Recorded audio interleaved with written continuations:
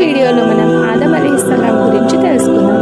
ఈయన మొట్టమొదటి మనిషి మరియు అల్లాహ్ స్వయంగా తన చేతులతో సృష్టించినటువంటి వ్యక్తి. ఆదం అలైహిస్సలాం గారి గురించి ఖురాన్లో సూరా బకరాలో వివరించారు.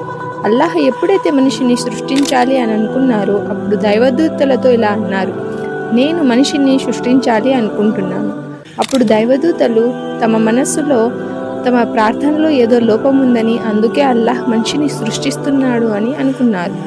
దైవదూతలు అల్లాహ్తో ఇలా అన్నారు, మేము నిన్ను ఎంతో పవిత్రంగా జపిస్తాము, నీ ప్రార్థనలు చేస్తాము, మేము నిన్ను ఎంతో శుద్ధంగా ప్రార్థిస్తాము, కానీ నువ్వు మనిషిని ఎందుకు సృష్టిస్తున్నావు అని అనగా అల్లాహ్, నాకు తెలిసింది మీకు తెలియదు అని అన్నారు.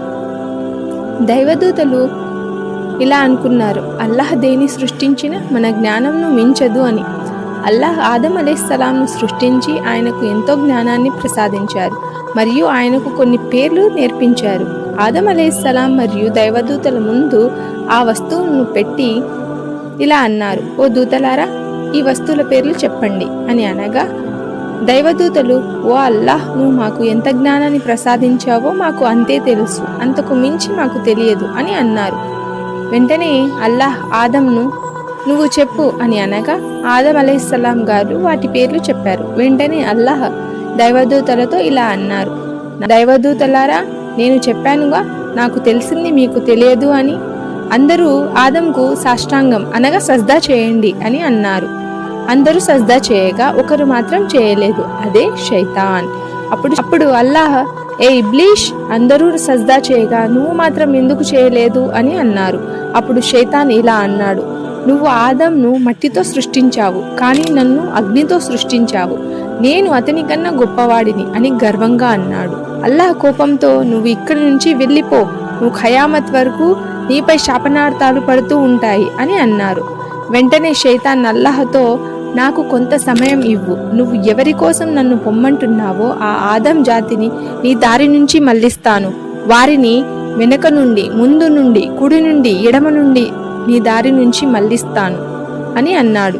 అప్పుడు అల్లాహ్, అలాగే, నీకు ఖయామత్ వరకు టైం ఇస్తాను, ఎవరైతే నీ వెంట ఉంటారో వారికి శిక్ష తప్పదు, ఎవరైతే నన్ను ప్రార్థిస్తారో, నీ మాటలకు లొంగరో వారికి స్వర్గం నందు మంచి బహుమతులు ఉన్నాయి అని అన్నారు.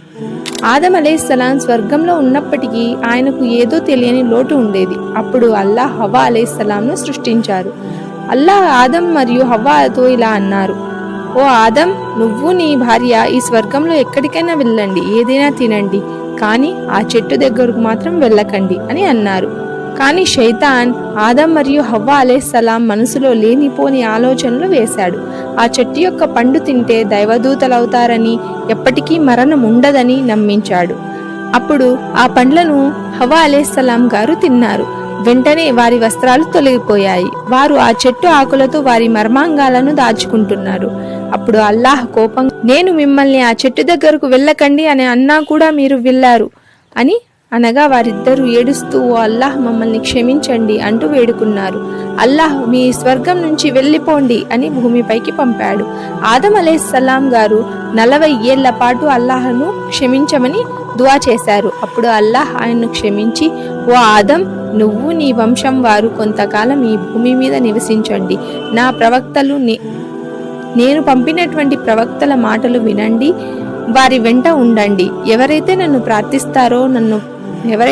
ప్రార్థిస్తారో నాకు భయపడతారో వారికి స్వర్గం, ఎవరైతే శైతాన్ మాటలు నమ్మి శైతాన్ పనులు చేస్తారో వారికి నరకం తప్పదు.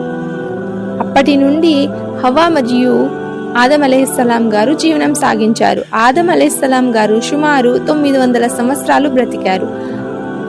ఈ ఆయతుల ద్వారా మనకు అర్థమయ్యే విషయాలు ఏంటంటే, శైతాన్ తన గర్వంతో స్వర్గాన్ని కోల్పోయాడు. ప్రతి వ్యక్తిని శైతాన్ తన వశం చేసుకోవాలనుకుంటాడు. కానీ ఆదం అలైహిస్సలాం గారు తన తప్పును తెలుసుకుని అల్లాహ్తో క్షమాపణలు కోరాడు. అలాగే ప్రతి వ్యక్తి ఎన్నో తప్పులు చేస్తాడు, కానీ అల్లాహ్ ముందు ఎవరైతే తన తప్పులు గుర్తించి తెలుసుకొని క్షమాపణలు అడుగుతారో వారికి ఎల్లప్పుడూ అల్లాహ్ కరుణ ఉంటుంది.